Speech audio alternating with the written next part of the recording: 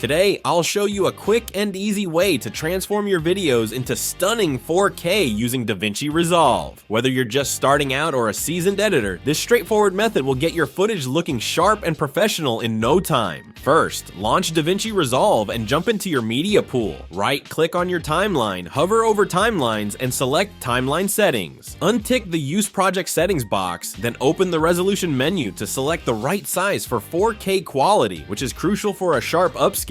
Choose 3840 Ultra HD, click OK, and your timeline is now set for 4K. Now right-click the clip you want to upscale and select Clip Attributes. Scroll down to the Superscale section, open the drop-down, and select 4X for the highest quality upscale, giving your video a crisp, detailed look. And just like that, your video's upscaled to beautiful, crisp 4K. Play around with the Superscale settings to customize the look for your project. If you found this helpful, don't forget to like and subscribe for more editing hacks. Thanks for watching, and I'll see you in the next video.